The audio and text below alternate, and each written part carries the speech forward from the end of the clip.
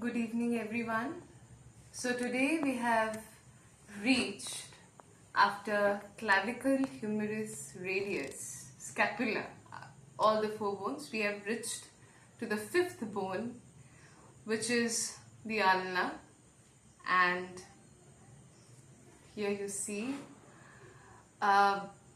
this is the ulna, which is the medial bone of your hand, and it is homologous to the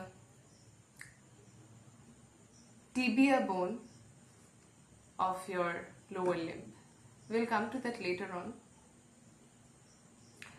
Now, this bone has a typical hook-like, this you can see hook-like projection above. So this seems very humorous to me. And let's begin with the anatomical position, and we'll slowly read the details of the bone, lot of attachments and stuff, though it looks very small. The side determination part and the anatomical position, not much of a point. 3 points, let's read this one. This hook-like end facing above, the sharp interosseous border laterally, and this coronoid process, the coronoid process will face anteriorly. So very easy, this is the ulna of the right side. That's your anatomical position, and side determination gets done.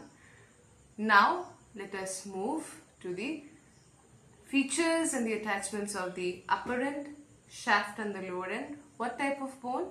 This is again a long bone of the upper limb. Now let's talk about the upper end, the shaft and the lower end. The features first, attachments second. Upper end has this part is the olecranon process, this one. And this one, these two areas, this one is the coronoid process, the smaller areas. We will discuss the upper end attachments more in detail, the notches and the processes. Coming to the shaft, notice the shaft very clearly. Something we can all understand is the tapering nature of the shaft.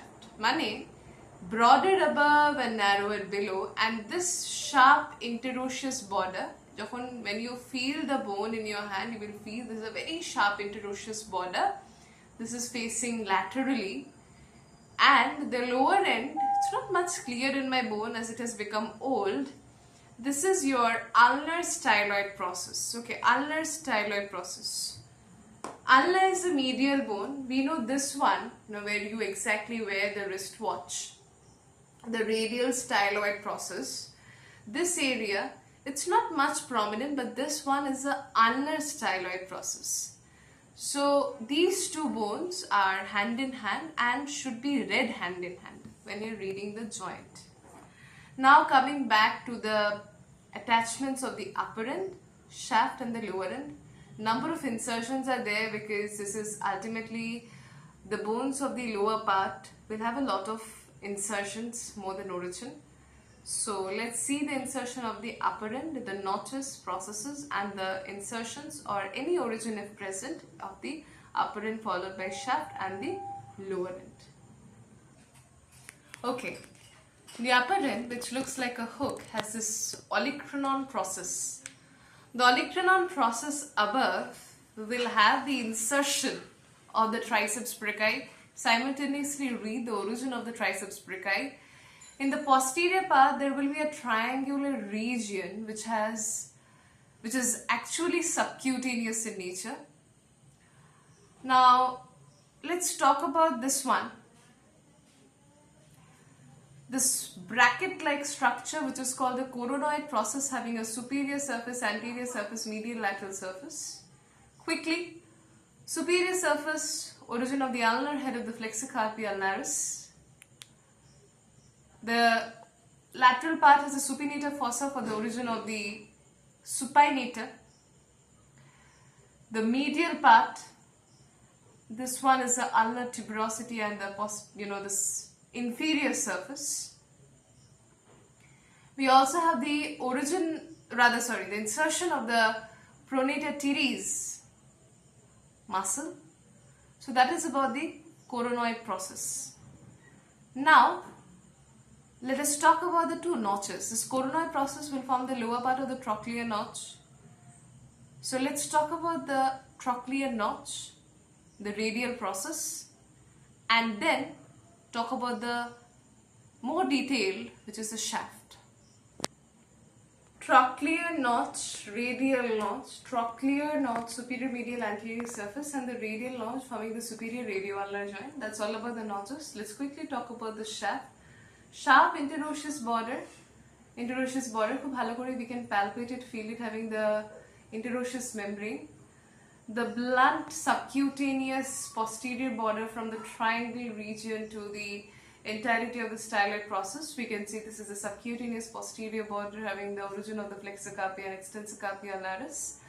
The anterior border until the ulnar tuberosity from here to this part, this styloid process again. Here also we have the origin of the flexor carpi and ulnaris. It's actually very ill-defined as it moves above, becomes more rounded. It's not the flexor carpi ulnaris, it's the flexor digitorum profundus origin. When you read the flexor group of muscle and extensor group of muscle, flexion and extension, this is the flexion, this is the extension, this is supination, this is pronation. ঠিক আছে? This is the mid-prone position. So when you read the superficial extensors and flexors, as I'm telling so many names, so that's all about the borders and the origin of the muscles. Let me talk a little bit about the superficial flexors, otherwise it will be difficult for us to understand the ulna and the radius bone. Superficial flexors, they are those flexors which are present just below the skin and the little bit of the fascia and the superficial group of muscles, which include the muscle name like pronator teres, the flexor digitorum superficialis, okay, the flexor digitorum superficialis, a muscle gulo. The deeper muscle will be the flexor digitorum profundus. ঠিক আছে? So then flexor digitorum brevis, the longest. These are the various names. Just get yourself oriented with this. Just get yourself oriented with the muscles, the flexor group of muscle, both the superficial and the deep. Okay. Now borders are done. Let's see the surfaces and the lower part, which seems very little. Let's talk about the lower part and the border and the surfaces first.